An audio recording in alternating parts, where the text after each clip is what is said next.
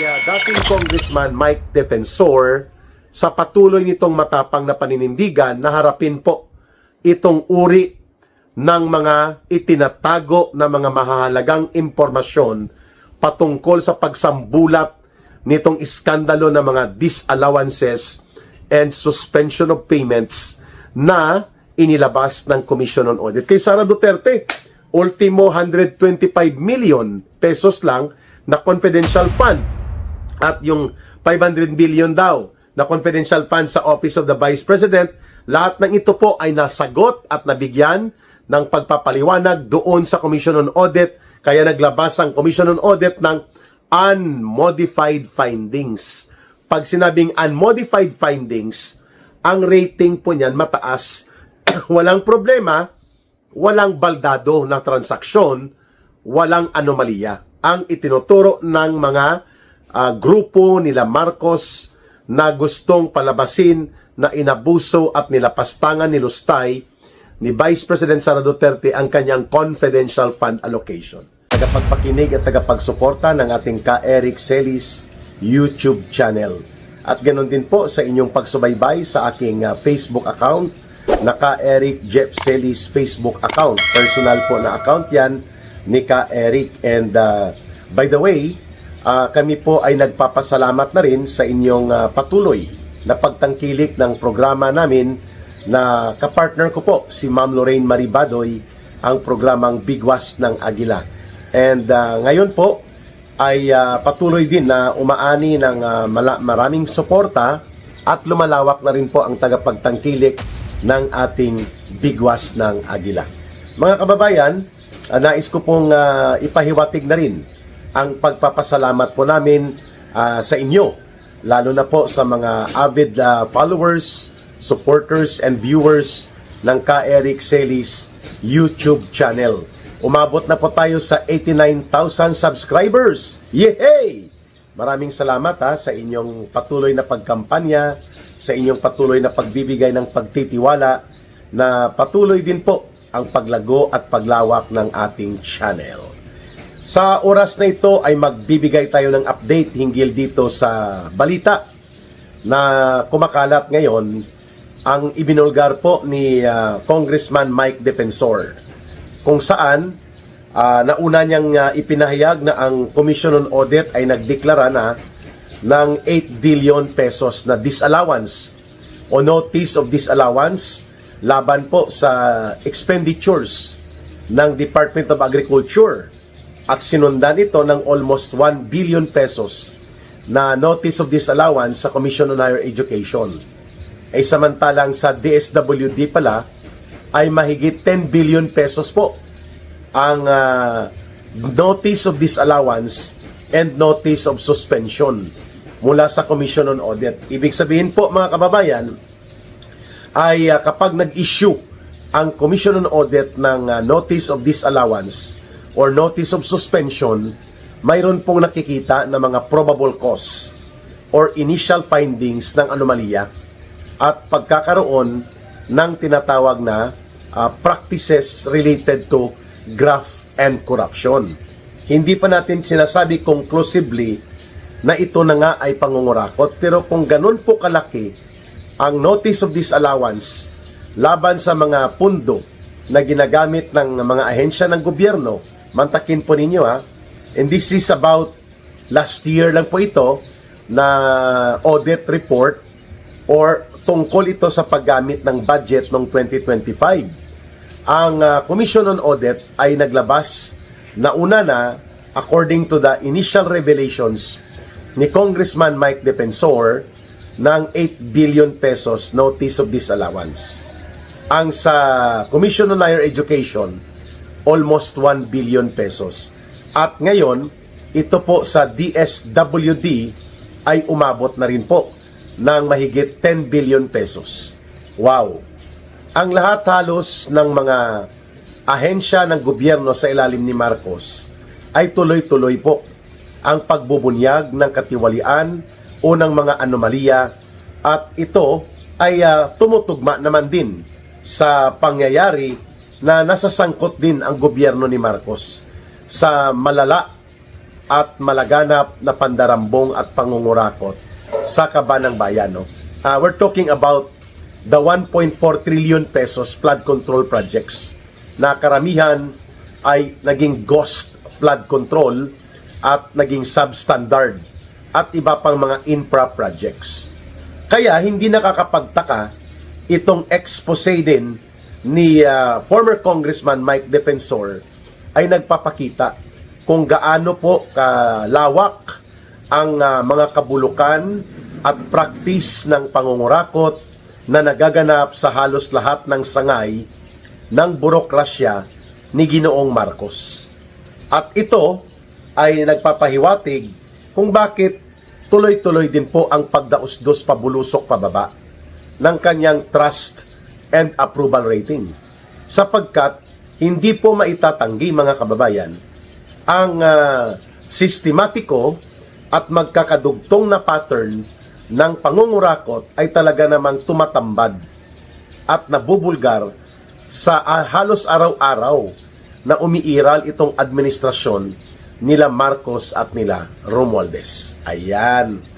Kaya kahapon din po, pinotakti ng pagpupuna ng mga mamamayan itong naging pahayag din ni Marcos na di bali nang umabot ng 100 pesos bawat litro ng diesel at humigit kumulang 90 pesos bawat litro ng gasolina at ang pagsirit ng LPG at ng kerosene ng tuloy-tuloy habang nagkakaroon ng pagdarahop at talaga namang gumagapang sa hirap ang mamamayan.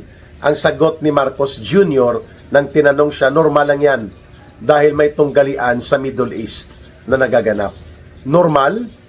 Normal pa ba na halos gumapang na sa hirap at kagutuman ang mga mamamayang Pilipino, walang regular na trabaho, walang regular na income, at halos hindi makaagapay ang kinikita ng mga manggagawa, at pati na rin po ang mga pobre na mga pamilyang mga mahihirap sa kanayunan? Ang sagot lang ng presidenteng ito, normal lang yan dahil may giyera, may tunggalian. Paano kung kukunin mo na o ihatiin mo na ang buwis na 15 pesos per liter para hindi sumirit ng todo ang produktong petrolyo? Paano kaya kung centralized importation and centralized din ang distribution sa mga oil products na ito, gobyerno po ang magtatakda ng landed cost price? Hindi po ginagawa ni Marcos dahil nag-aantay pa daw siya na makakuha siya ng emergency powers to be granted by Congress.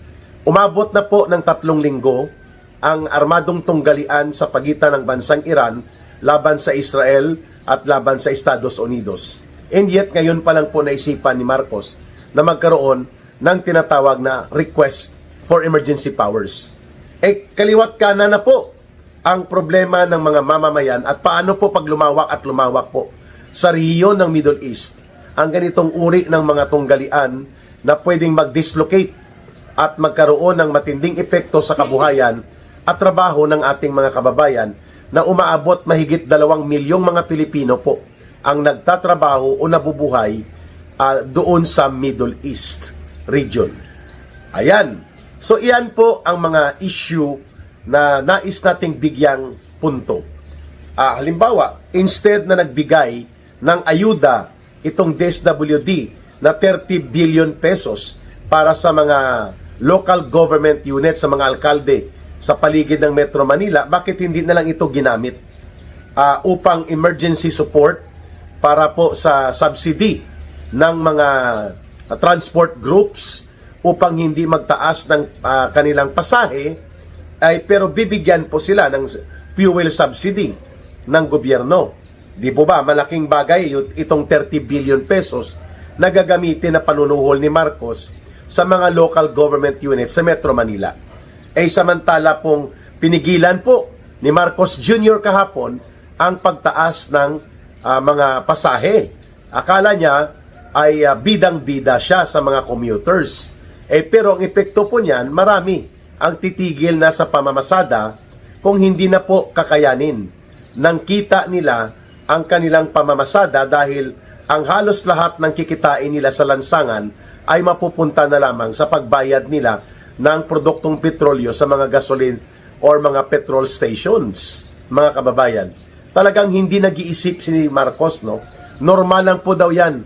Hindi po normal ito na ang mga mamamayang Pilipino, 3 milyon halos ang nawala ng trabaho in the first quarter of 2026. So out of the more than 14 million labor force, 3 milyon po ang natanggal o nawala ng trabaho.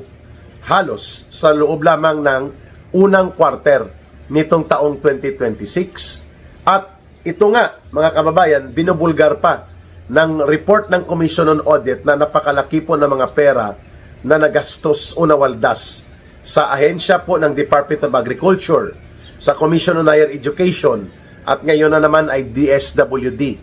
Pare-pareho pong may mga notice of disallowances, may notice of suspension mula sa Commission on Audit. Ang sagot lang ni Marcos, normal lang po yan, mga kababayan. Normal pa po ba ang ganitong kalagayan ng ating bansa na halos lumulunod na o nalulunod na sa kumunoy ng kahirapan ang ating mga mamamayan?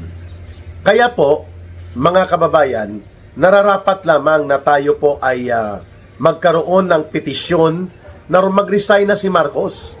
Hindi na niya kayang pamunuan pa ng matuwid at matino ang panggobyerno sa Pilipinas.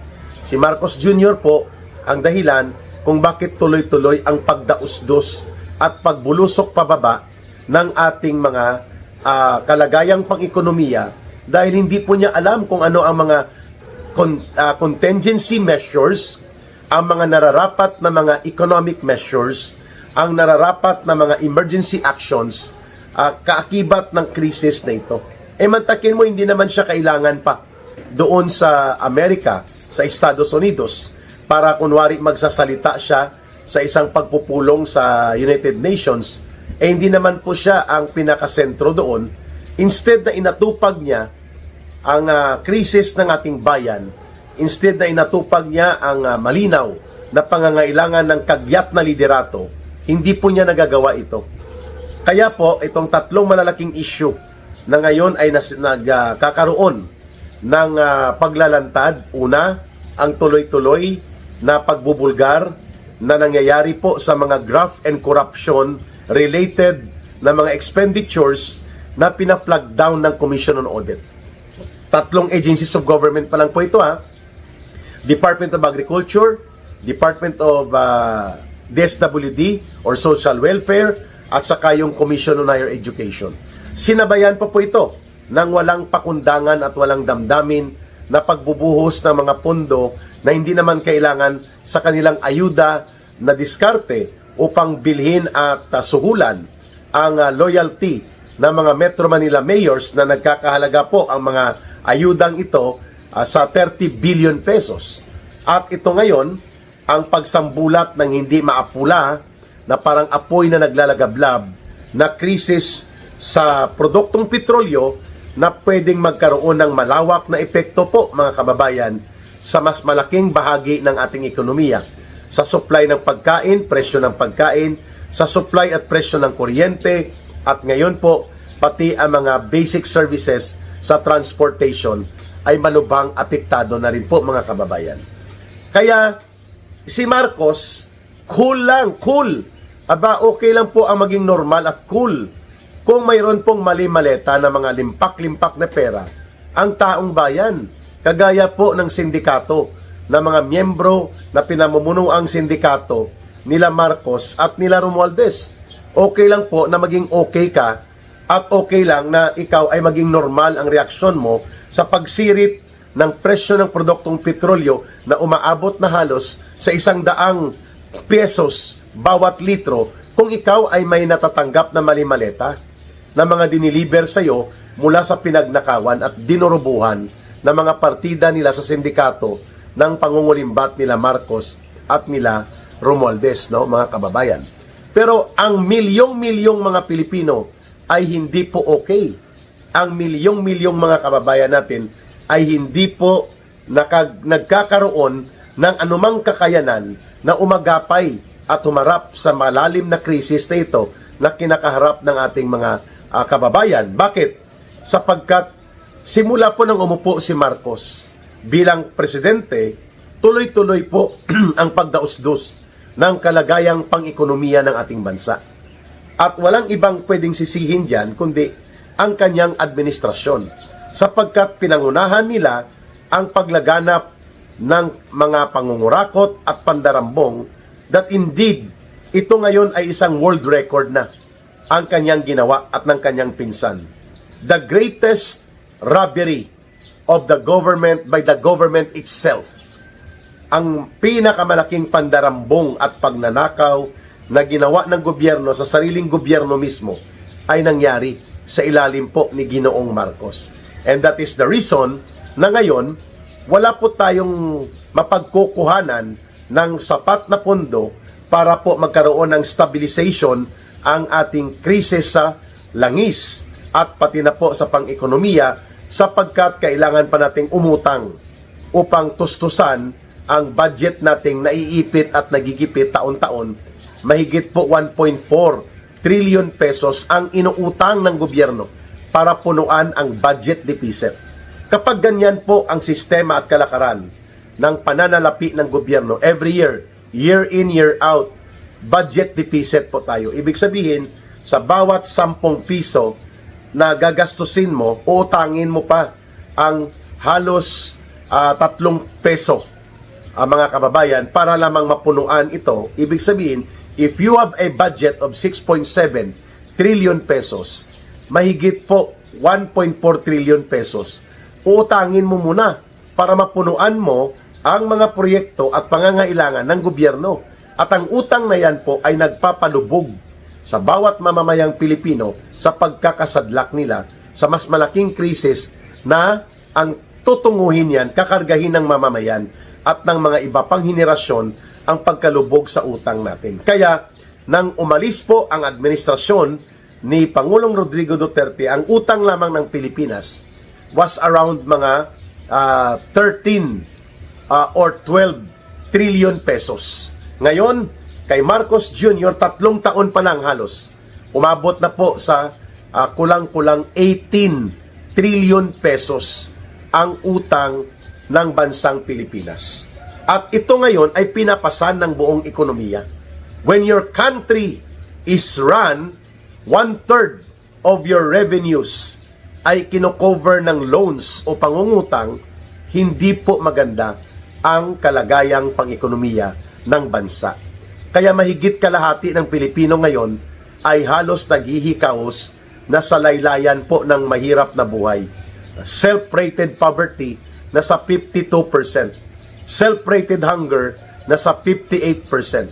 Ibig sabihin po, kung i-translate yan sa figures, mahigit kumulang mga 60 million na mga Pilipino po ang nakakaranas ng araw-araw na kahirapan sa buhay at hindi nga makakain ng 3 beses na kompleto sa isang araw.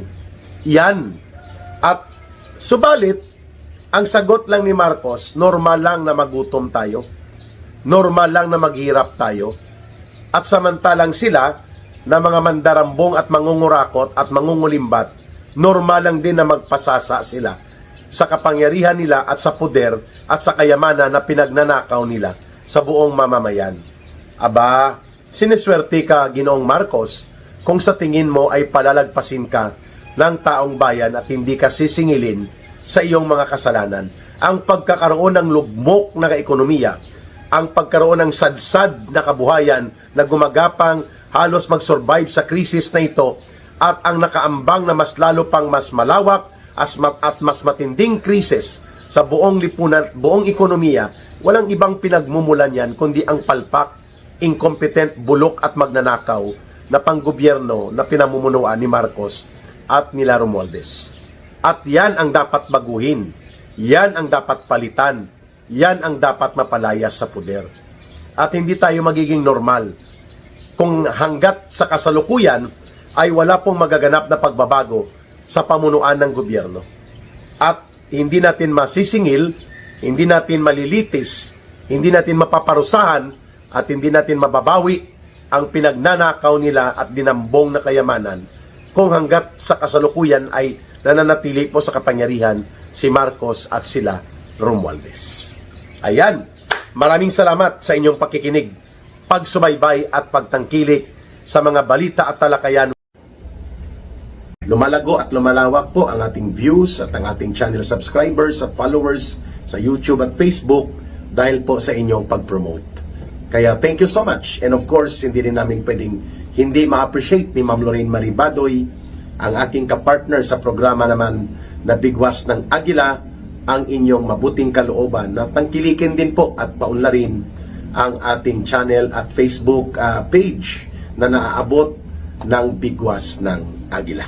Sa mga kababayan at mga tagapagsuporta at nagmamahal po sa advocacy ni Ka Eric at sa ating pinapanindigan, ang ating Bangon Sambayanan People's Movement, ang ating ginagamit po na GCash line at line of support ay ang numero na 0916-308-7710. Uulitin po ni Ka Eric, 0916-308-7710. Rohilda Celis, you can send GCash or you can coordinate for other support that you wish to do. It's not the amount that matters, but the sincerity of heart that goes with your support. 1 peso, 2 pesos, 5 pesos, $1, it's okay. Ang mahalaga po ay nagtutulong-tulungan tayo para lumago ang ating Bangon Sambayanan Advocacy Center for People's Movement. Mga kababayan, bigyan po natin ng pananaw itong lumalala, lumalawak at lalo pang patungo sa pagluba na krisis sa langis at ekonomiya sa Pilipinas. At maganda po kung magbigay tayo ng mga konkreto na punto de vista at mga halimbawa kung bakit habang nananatili dyan si Marcos Jr. at hindi niya nauunawaan at hindi niya inaalam ng tama, ng may puso at ng may tamang isipan ang problema, ay pwedeng sumambulat nga ang krisis na ito to a degree deeper than we expect, na mas marami po at malubha ang epekto nito sa buong sambayan ng Pilipino. Una, ang industriya ng langis sa Pilipinas po ay napakahalaga na dapat hindi sana ito na privatize at hindi ito na deregulate. Ang pag-privatize ng Petron noong panahon ni Cory Aquino at lalo pang lumakas ang privatization sa panahon ni Ramos, nawala po ang ating 40% na interbensyon sa market ng oil products sa Pilipinas. Instead na makakapag-control ng price increase at makakapagbigay ng stability of supply dahil gobyerno ang majority na nagko-control noon ng Petron, na i-privatize po ito. At ngayon, napunta ito sa San Miguel Corporation as line stocks or another line subsidiary company nila, mga kababayan, no? At yan po ay na-privatize sa panahon ni Cory Aquino in the last year of Cory Aquino, at lalo pong napatatag yan ng pag-privatize niyan sa panahon ni Fidel Ramos nang siya pong presidente. So, nawalan tayo ng Petron, nawalan tayo ng 40% intervention power sa merkado ng langis. At dahil dyan, dependent tayo totally sa mga pribado at monopolista, dambuhalang mga korporasyon sa langis. Ang Shell, Petron, Caltex, at ang iba pang players like Sea Oil at yung Phoenix Petroleum. But of course, lahat ng ito ay wala ng intervensyon o control ang gobyerno.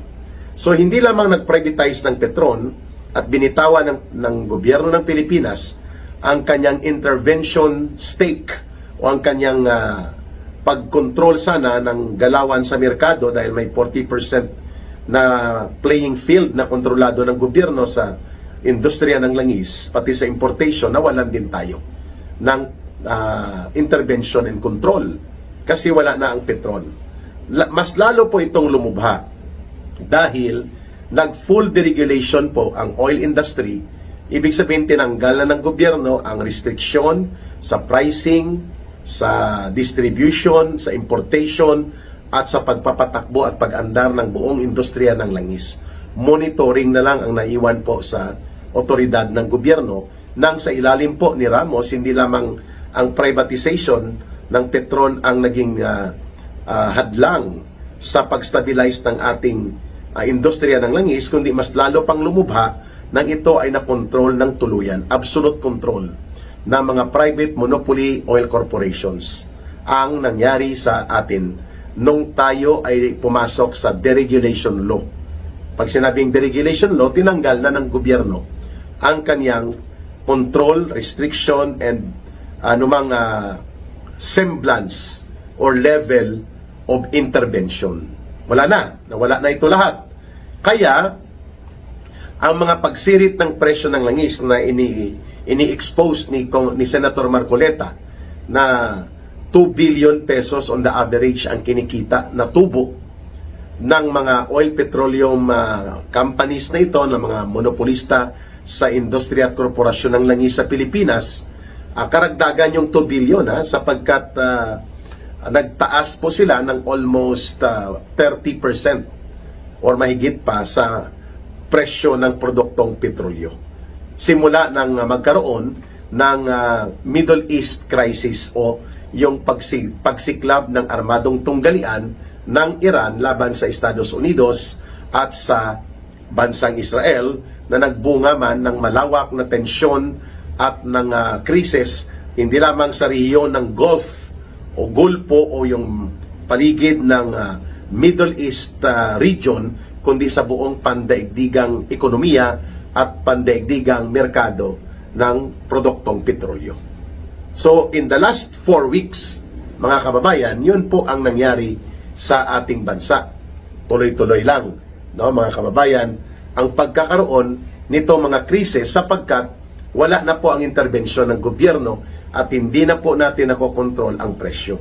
And imagine, ang consumption po ng Pilipinas ay nakasandig sa importasyon, pag-i-import po ng produktong petrolyo. And because of that, 75 million liters ang konsumo natin mahigit every day. Yan po ang problema natin ngayon dahil nakasandig yan sa pribado at mga ganansya ng mga kapitalista at monopolista sa industriya ng langis. So dapat nag-nationalize tayo.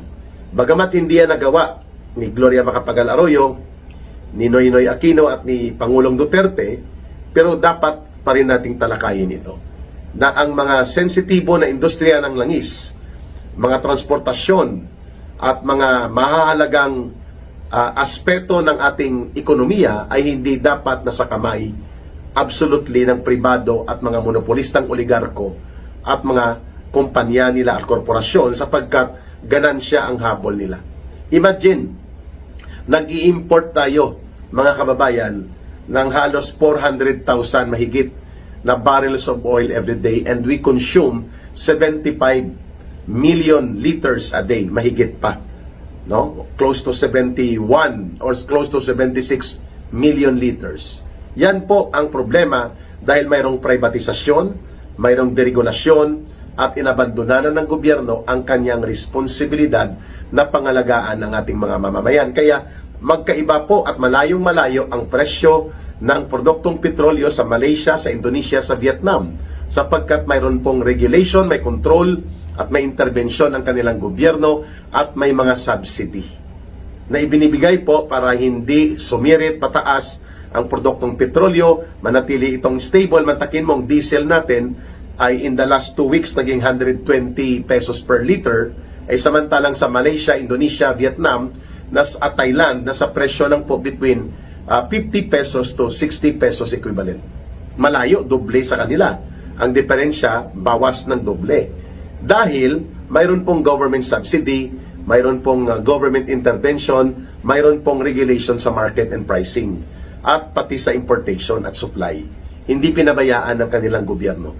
That should be the long-term strategic direction ni Marcos at ng kanyang gobyerno kung nais niya talagang ipakita na mayroon siyang concern, pagkalinga at pag-aruga sa taong bayan. Hindi yun ang direksyon niya. Ang direksyon niya manikluhod, lumuhod at makipagsabwatan sa mga monopolista at mga pribadong korporasyon at mga dambuhalang oligarko na nakikinabang sa industriya ng langis instead of asserting the right of the state to protect its own people. Mantakin ninyo 2 billion pesos po ang dagdag na kita kada araw. Simula po ng 3 linggong nakaraan sapagkat ang ibinibenta sa atin na mga produktong petrolyo ay imported 32 or 34 days ago. Ibig sabihin po na sa old price yan at sa lumang presyo at taripa pa, therefore dapat ibinibenta yan ng nasa rate ng dati itong nabili, hindi sa presyo na may indicator ng crisis na sa Middle East. Pandaraya po yan, pero dahil fully deregulated, totally privatized na, ang sektor ng industriya ng langis ay absolutely nasa kamay ng mga monopolyo at mga oligarkong controlled na mga dambuhalang korporasyon. Walang nagagawa ang gobyerno. Pero pwede niyang i-assert ang kanyang general welfare obligation na pangalagaan niya ang bansa at mamamayan niya sa panahon na may pambihirang pagkakataon na mayroong malaganap na krisis na nagaganap. That is the general welfare duty and obligation of the state to the people. At under sa saligang batas, pwede po isuspend yan ng presidente upon authority of Congress for 90 days or for 6 months para lamang hindi po matamaan ng masado, isuspend mo na ang oil deregulation law habang nire-review ito at pati po ang mga pag-privatize ng petrol, pag-aralan ang pag-reacquire, and then ang mga buwis like excise tax and VAT na nagkakahalaga ng mga almost 17 pesos per liter, ay pwede pong ito ay ipatigil mo ng pangungulekta nito sa loob ng 90 days kasabay ng pag-suspend o kung i-kolekta man ito, gagamitin mo na ito, ang excise tax by the billions of pesos, almost 17 pesos per liter, sa pag-subsidize ng fare o pamasahe at pati na po ang fuel consumption ng public transportation sector and ng ating mga pasahero.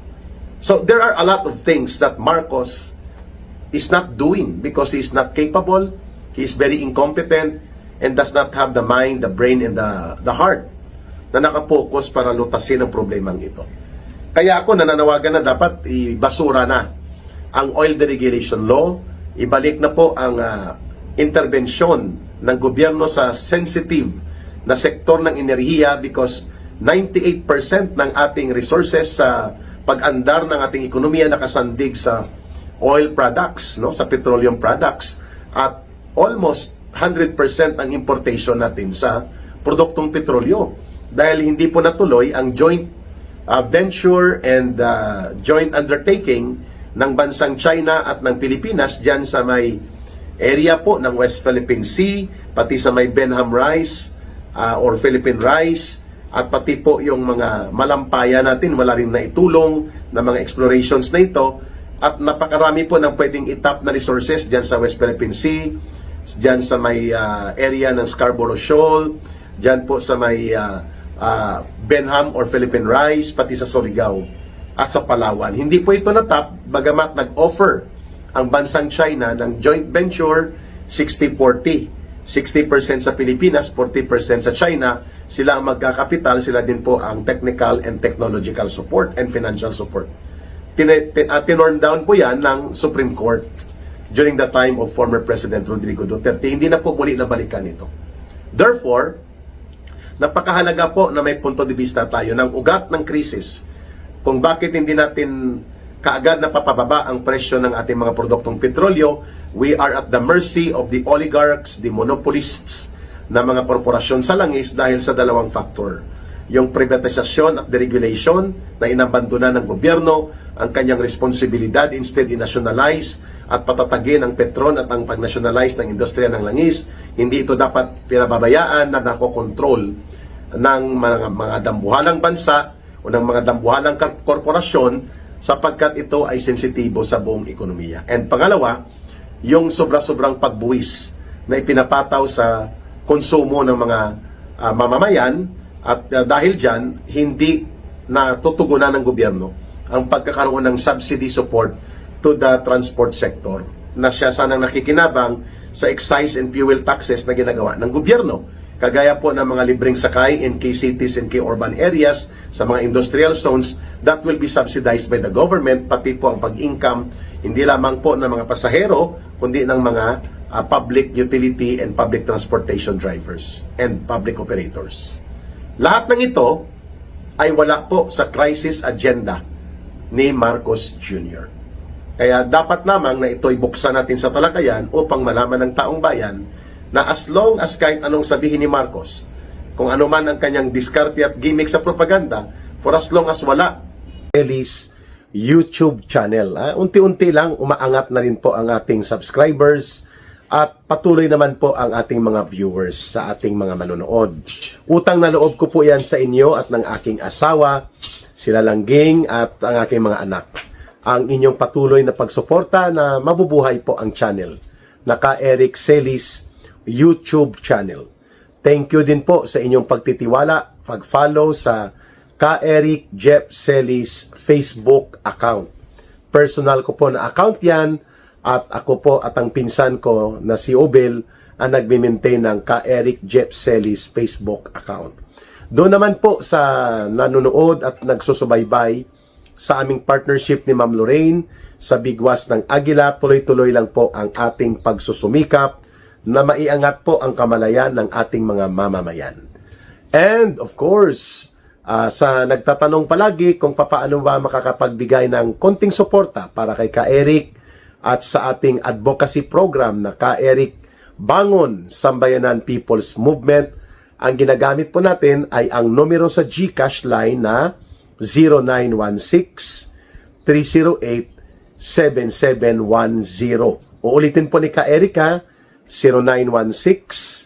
0916-308-7710.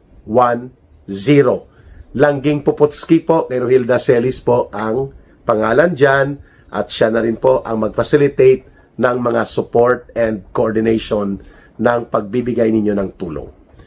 At sa oras na ito, hindi lang po ang 8 billion pesos na notice of suspension laban sa Department of Agriculture, almost 1 billion sa Commission on Higher Education, and almost 12 billion pesos po sa DSWD. At ngayon ay 17 billion pesos na mataginting ang idiniklara ng Commission on Audit na may notice of disallowance and notice of suspension sa mga kagastusan ng DPWH. Ano po ang ibig sabihin kung ikaw ay na-issuean ng notice of suspension, ng notice of disallowance? Ibig sabihin po, kulang sa pagpapatotoo na tama ang paggamit ng pondo. Pangalawa, ikaw ay mayroong mga questionable transaction na ginawa. At number 3, there are indicators of possibility of corrupt and anomalous practices. Indicator or mga possibilities. Pero kung ganun kalaki po ang mga pera, halos sa lahat ng ahensya at sangay ng gobyerno ni Marcos Jr. at nila Romualdez, hindi pa natin na-audit at nakita kung paano naman naglapas tangan at nag-abuso ng pondo ang House of Tambaloslos sa House of Representatives. Ito po ay mga executive branch agencies of government, no? DSWD, Department of Agriculture, CHED or Commission on Higher Education, and ngayon naman ay ang DPWH. Matatandaan po natin na si Henry Alcantara umaabot po sa mahigit kumulang mga 3 billion pesos ang ninakaw niya. Inamin niya po ito Langging. Inamin niya po ito, 3 billion. Ang ibinalik niya was only 181 million. No? Kulang-kulang lang 200 million. So mayroon pa siyang natitira na mga 2.8 billion. Mantakin mo, 2.8 billion for a district engineer sa District Engineering Office. Eh di magkano kay Yusek Bernardo at kay Yusek Cabral? Mga undersecretary po yon sa DPWH. Ang kay Manny Bunuan, itong kulukoy na nagmamalinis. At dati ay playing innocent na DPWH Secretary ni Marcos, no? Magkano sa kanya kung ang kay Henry Alcantara ay mga 3 billion ang ninakaw niya at nagsauli lang siya yata ng 181 at mayroon pa siyang 2.8 billion pesos na hindi na isauli kay Bryce Hernandez na isa lang din pong engineer, officer dyan sa DPWH Bulacan, mga 2 billion din po halos ang ninakaw. At wala pang nagsauli nito, no? So, ganun po kalala, ganun po kamalaganap at ganun kamalubha ang antas ng sistematikong pangungurakot sa DPWH. Pero baliwala lang kay Marcos Jr. Andyan lang din po sila Bunuan. Hindi pa rin na-confiscate ang mga properties nito, ang kanilang mga ari-arian, ang kanilang mga bank and financial transactions, at ang kanilang mga bank deposits, samantalang ang Kingdom of Jesus Christ, sila Pastor Kibuloy at ang mga ministro nila nakakulong na, ay dinudurog pa ang buong ministry properties nila upang sila ay paluhurin na iisa lang ang complainant, hindi pa establish kung totoo at tama ang kanyang binabanggit, itong si alias Amanda, pero kung tratuhin po si Pastor Kibuloy, ay sobrang-sobra pa sa isang convicted na kriminal, ay wala pa namang patotoo sa mga sinasabi laban sa kanya, mga kababayan. Ang ibig po nating sabihin, itong notice of disallowance and notice of suspension of payment na pinalabas ng Commission on Audit laban po dito sa Department of Agriculture, Department of Education, Commission on Higher Education, ang Department of Social Welfare and Development or DSWD, at pati po ngayon sa DPWH, nagpapakita po ng malawakang simptomas that indeed the monumental restoration of plunder and corruption under the Marcos Romualdez government has been fully accomplished. Lubusang nanumbalik po ang sistematiko at malawakang pangungurakot at pandarambong sa ilalim ng gobyerno nila Marcos at nila Romualdez.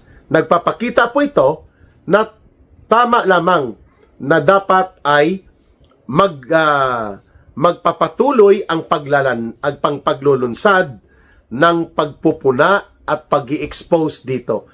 At tayo po ay nagpapasalamat kay dating Congressman Mike Defensor sa patuloy nitong matapang na paninindigan na harapin po itong uri ng mga itinatago na mga mahahalagang impormasyon patungkol sa pagsambulat nitong iskandalo ng mga disallowances and suspension of payments na inilabas ng Commission on Audit. Kay Sara Duterte, ultimo 125 million pesos lang na confidential fund at yung 500 billion daw na confidential fund sa Office of the Vice President, lahat ng ito po ay nasagot at nabigyan ng pagpapaliwanag doon sa Commission on Audit, kaya naglabas ang Commission on Audit ng unmodified findings. Pag sinabing unmodified findings, ang rating po niyan mataas, walang problema, walang baldado na transaksyon, walang anomalya. Ang itinuturo ng mga grupo nila Marcos na gustong palabasin na inabuso at nilapastangan ni Lustay ni Vice President Sara Duterte ang kanyang confidential fund allocation. Samantalang ito, walang investigasyon. Billion-billion po ang disallowances na inilabas ng COA at notice of suspension. 8 billion pesos sa Department of Agriculture, 12 billion pesos sa Department of Social Welfare and Development, 1 billion pesos halos sa Commission on Higher Education, and ito pa, 17 billion pesos sa DPWH, mga kababayan. Mayroon pa sa DOH na mahigit din sa 4 billion pesos ang hindi maipalawanag na mga transaksyon. 4 billion pesos. Kaya, hindi po nakakapagtaka na taon-taon ay nangungutang ang gobyerno ni Marcos lamang mapunuan po ang mga bilyon-bilyon hanggang trilyones na nawawala sa kaban ng bayan. Kaya umuutang para pagbayaran at pagtakpan ang mga nawawalang pondo, gumagapang na ang ekonomiya at ang buong pamahalaan at ikakarga. Generational debt burden. Ibig sabihin po, henerasyon ng mga mamamayang Pilipino at mga anak nila ang magbabalikat nitong 1.4 to 1.6 trillion pesos na inuutang taon-taon nitong utang ng ina na gobyerno ni Marcos. upang pagtakpan at pagtabun-tabunan ang mga nawawalang pundo dulot ng anomalya at pangungurakot. Nakakalungkot, nakakagalit, yes. Lenten season ngayon or Lenten break for the Holy Week, pero hindi po naaampat at hindi nawawala ang ganitong uri ng iskandalo ng pagkakaroon ng pangungurakot sa gobyerno. Kaya naman po, sana ay makita ito ng ating mga mamamayan at ng mga institusyon ng gobyerno na napakalubha at napakalala na po talaga ang inabot ng antas at lawak at lalim ng korupsyon sa ilalim ng gobyerno ni Marcos, sapagkat ang pasimuno nito mismo walang iba kundi si Marcos at sila Romualdez. Yan ang katotohanan na naghuhumiyaw. Yan ang katotohanan na hindi mapipigilan. At nung nakaraang araw, nakasama ko po sa talakayan ng Taong Bayan itong senior financial and economic analyst sa Bangko Sentral ng Pilipinas sa katauhan po ni Cora Guidote. At bilang isang financial economic analyst, hindi po niya masisikmura ang mga pangbabaluktot na nangyayari po at mga maanomaliyang nagaganap sa Bangko Sentral ng Pilipinas at sa usapin ng pananalapi at ekonomiya ng Pilipinas. Kaya siya nag-resign. At isa po sa malinaw na nakita doon ay ang tinawag niya ang buong gobyerno ni Marcos. Siyempre, kasama sila Romualdez, scammer. The government of Marcos and Romualdez is the biggest scam na nanloloko, nananamantala at umaabuso sa taong bayan. Using the powers of the government, hindi lamang korupsyon, kundi big time korupsyon. Hindi lamang plunder, kung hindi massive plunder. Malawakan, maramihan, malakihang pagnanakaw. Kaya taon-taon po nagkakaroon tayo ng budget deficit. Ibig sabihin po, kulang at kapos ang budget at pondo dahil ninanakaw at kinukurakot, at kapos din po ang income, talo din po ang trade deficit natin, napakalaki. Kaya taon-taon obligadong mangutang upang ilubog sa pangungutang ang buong gobyerno dahil pinagtatakpan at pinagtatabunan ang mga ninanakaw sa gobyerno. That is how the never-ending debt cycle o yung walang humpay na pag-ikot at pag-inog ng ekonomiya ng Pilipinas na nakabatay sa baluktot na konsepto ng pangungutang upang pagtakpan ang depisito o kakulangan na ang pinagmumulan ay ang pangungurakot, pandaraya, at pati na rin po ang pagkalugi natin sa ating negosyo, import versus export. Talo po ang ating ekonomiya. So the never-ending debt cycle proves the reason why sa loob lamang ng 3 taon halos, hindi pa natatapos, ni Marcos ang kalahati ng kanyang termino sa 6 na taon niyang termino ay mayroon po siyang idinagdag na 5 trilyon na utang na pagbabayaran ng mga mamamayang Pilipino. At ito ang ating pinupuntuhan, na kahit mangutang paulit-ulit si Marcos at ipapabalikat at ipakakarga ito sa henerasyon ng mga Pilipino, kung kaliwat kanan po ang pagkalubog sa korupsyon at kumunoy ng pangungurakot at pandarambong ng halos lahat ng sangay ng gobyerno na effectively ay pinanumbalik ni Marcos nang siya at ang kanyang pinsan ang naging pasimuno o naging pinakautak nitong nakawan at pandarambong. Useless po ang patutunguhan ng trilyon-trilyon na inuutang niya. On the average po, mahigit 1.3 trillion pesos ang inuutang ni Marcos sa utang na ina ng gobyerno niya taon-taon in just 3 years, mga kababayan. No? Mga kababayan, umabot ng 5 trilyon ang idinagdag na pangungutang ni Marcos. Lugmok lagapak po ang buong bansa habang tiba-tiba at bundat ang bulsa nila Marcos at Romualdez. At ito ang patotoo. itong notice of disallowances and notice of suspension of payment na inilabas po ng Commission on Audit laban sa halos lahat ng sangay ng gobyerno sa ilalim ni Marcos. This is the worst, the biggest robbery channel. Ayan. And of course, we also appreciate yung inyong pagsubaybay at pagsuporta sa Bigwas ng Agila. Kapartner ko po dyan si Dr. Lorraine Marie Badoy. Mga kababayan, sa nagtatanong at gustong magpaabot ng voluntary support out of your sincerity, kahit 1 peso lang yan, 2 pesos, 5 pesos, 10 pesos will do. Through GCash line, tinitipon po natin yan para sa ating mga support for community forum na ginagawa po ng Bangon Sambayanan People's Movement. Ang ating GCash line, kung gusto nyo pong sumuporta, whatever amount, it does not matter. What matters most is your sincerity of support. Ang numero ng GCash ay 0916-308-7710. Uulitin ko po 0916-308-7710. Rohilda Celis, kay Langging po, pwede kayong mag-coordinate ng support, pwede rin po kayong direktang magpadala. Tinitipon natin para sa Bangon Sambayanan People's Movement. Mga kababayan, mayroon pong pumasok na impormasyon na gagamitin si Ramil Madriaga sa April 14 or April 15, within that period sa kalagitnaan ng Abril, para mag-testify sa mini kangaroo court. Mini kangaroo court ni Tambaluslos at nila Luistro sa utos of course at kumpas ni Marcos Jr.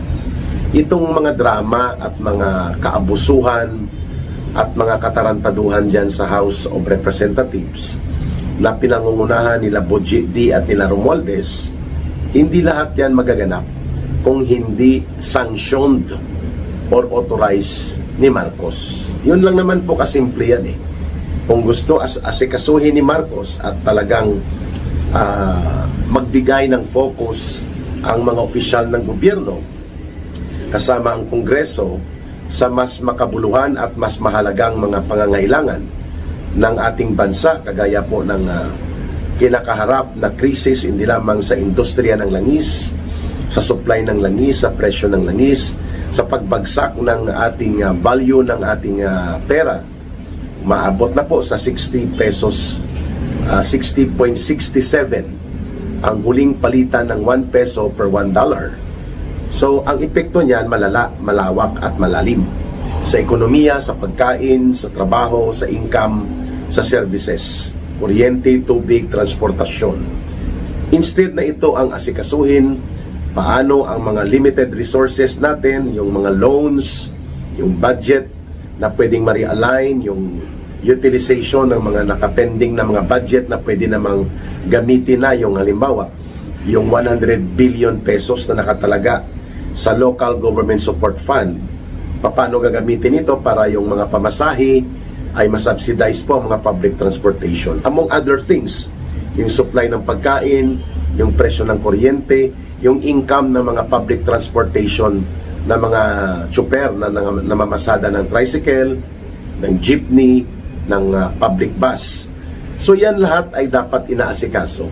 Instead itong mga paghagilap ng mga accused of criminal criminal charges like Ramil Madriaga at iba pang mga kunwari, mga involved sa drug trafficking na hinahanap nila John Vic Rimulya, binibigyan ng script. Accordingly, tinitrain nila Dilima upang magsinungaling at bigyan ng mga diskarte upang gamitin as mga sinungaling na mga testigo nila laban kay Vice President Sara Duterte lamang maipilit ang kanilang binaluktot at pandaraya sa impeachment operations at pang-aabuso. Instead na yun ang asikasuhin, yung mga nauna kong binanggit tungkol sa ekonomiya, kabuhayan at kalagayan ng mga mamamayan ang dapat inaasikaso. Mangyayari lamang yan kung matino ang pag-iisip at may matuwid na desisyon na ginagawa ng tama si Marcos Jr. bilang presidente. Wala eh. Kaya itong mga sindikato at mga utak kriminal, magnanakaw na mga buayang politiko, sana ayaw ko nang magmura, no? Ayaw ko na rin pumuna, pero hindi natin mapigilan dahil kahapon lang 134 pesos na po ang nadaanan ko nang bumalik ako dito sa Pilipinas, sa Maynila, ang diesel, at 102 ang gasolina. Mga kababayan, per litro yun. And yet wala tayong nakikita at nararamdaman na aktual na aksyon o mga hakbang ng gobyerno. Hindi lamang si Marcos, kundi buong gobyerno. The way the government moved and cooperated and functioned efficiently sa gitna ng malalaking krisis na kinaharap natin noon, kagaya ng COVID-19 pandemic na pinamunuan ni Pangulong Duterte, ang whole of government approach and whole of nation participation. At ganoon din po sa Marawi War, sa ISIS, Mauti, Abu Sayyaf Group na hinarap ng gobyerno. So ang lahat ng mga krisis na pinagdaanan natin during the time of former President Rodrigo Duterte, mga kababayan, maayos na hinarap ng gobyerno dahil matino, decisibo at matuwid ang direksyon pamunuan ng gobyerno. Samantalang ito, ang inaasikaso nila magpa-witness sa isang itinuturo ng PNP noon, several years ago lang, na highly organized criminal group, itong Madriaga Group, involved sa kidnap for ransom, sa gun for hire operations, assassination, murder, and even drug trafficking and gun running. According ito sa monitoring ng Philippine National Police. Subalit ngayon, gagamitin nila ito. Ang tawag nga ni Congressman Rufus Rodriguez, polluted criminal witness yan eh. Ibig sabihin, iba ang intensyon nitong Madriaga Group, pera, at para maka-absuelto at makalibre sa kinakaharap na kasong kriminal, mga kasong kriminal. Now, we have to expose this kasi po, the minimum objective in the demolition job using the impeachment process nila Marcos at Romualdez is to attack the integrity, destroy the credibility, and malign the personality. Pakasamain po nila ang pagkatao ni Sara Duterte na nangungontrata ng killers at gumagamit ng mga gun for hire o kaya criminal groups sa kanyang operations bilang Vice President. Doon papunta ang script na yan, no?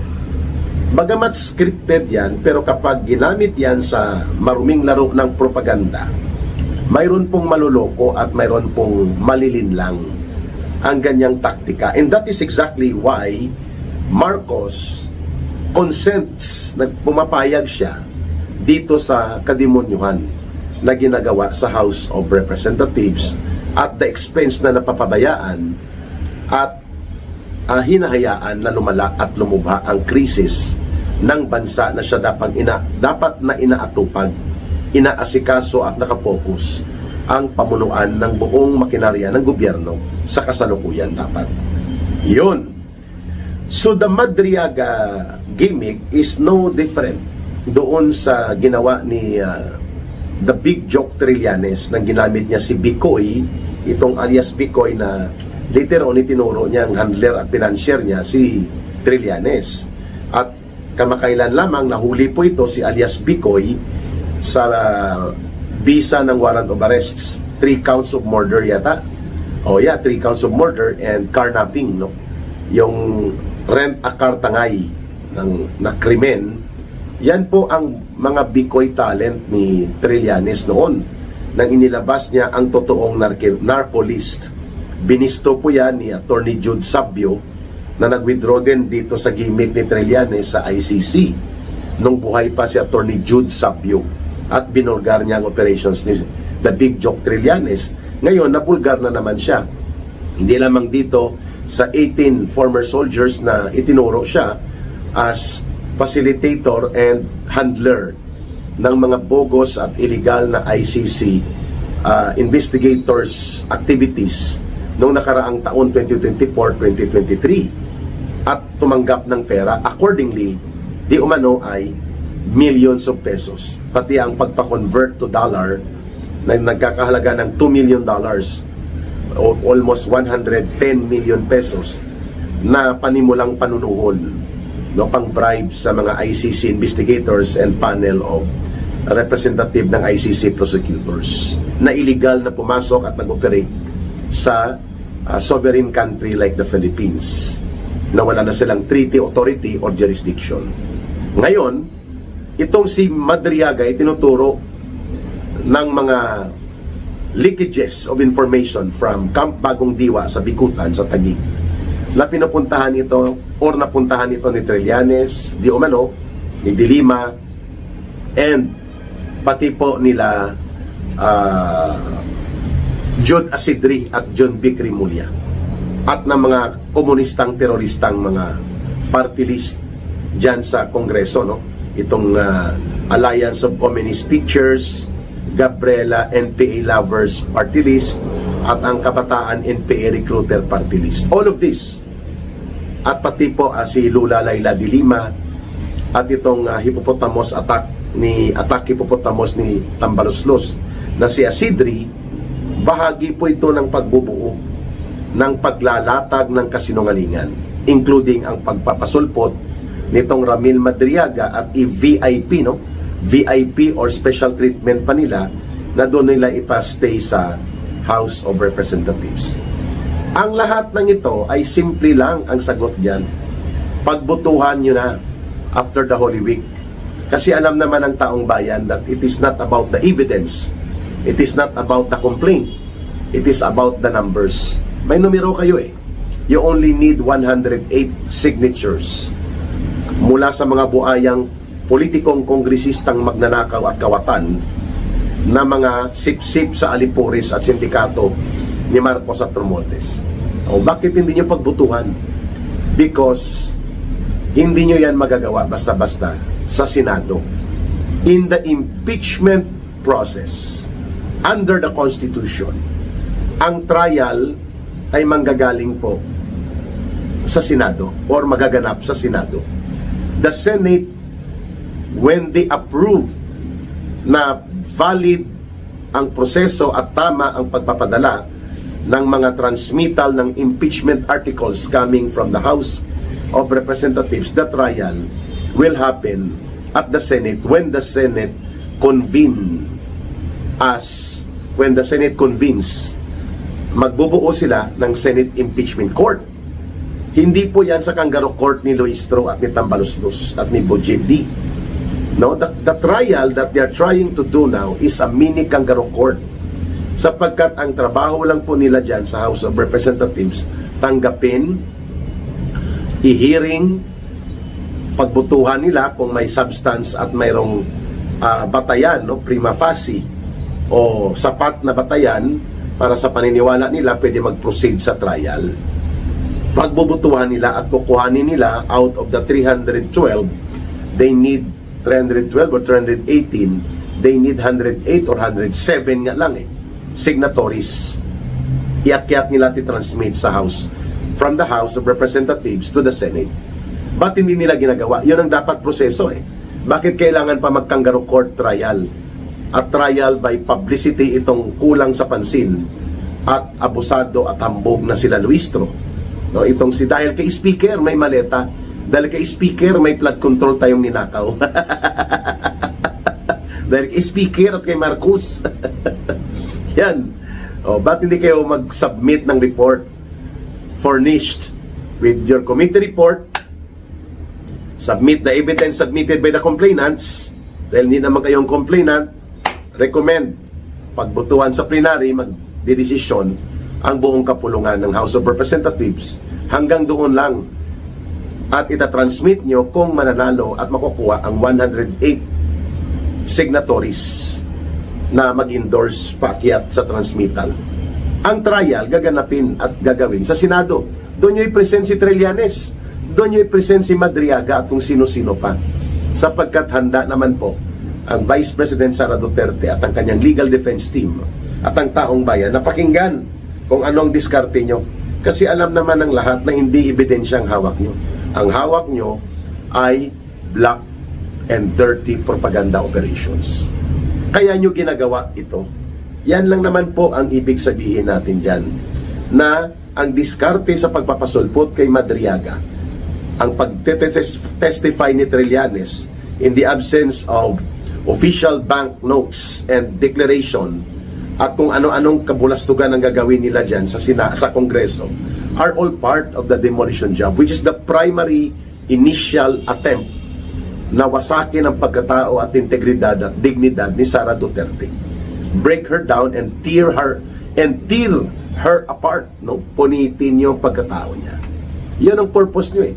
Because you know very well Marcos and Romualdez and all your minions at itong mga disipulo ng sindikato nyo, you cannot get the 16 senators to vote for the conviction of Sara Duterte, to remove her as Vice President and perpetually disqualify her to run or become part of any public office, including to disqualify her from being a candidate to the presidential elections in 2028. Hindi nyo kayang kunin ang 16 na boboto laban kay Sara Duterte para siya ay mapakonvict. Di po ba? Kaya nyo ginagawa ang mini kangaroo court trial, pinapasulpot nyo si Madriaga at ginagamit nyo ang mga maruruming laro na ito sa politika dahil kontrolado nyo dyan sa House of Tambaluslos. Anino lang ni Tambaluslos yan si Boji D eh. Kung baga yan ay maskara, kung tanggalin mo ang mukha ni Boji D, mukha ni Tambaluslos ang makikita natin yan na nagpapatakbo nitong Kongreso di Buaya. Kongreso di Buaya. Ang iba dyan ay Kongreso de Hippopotamus. Grabe magsakmal ng pera ng mamamayan. So mga kababayan, abangan po natin kasi hindi lang si Madriaga ang mag-testify. Mag-testify din po si the Big Joke Trillanes. Ipinangalandakan na niya sa social media niya, no? So abangan natin because we have to present counter narratives and counter information para matulungan po natin ang taong bayan na magagap at kanilang maiangat ang diskurso sa tamang pagtingin ng mga impormasyon, mga balita upang abutin ang kamalayan na ito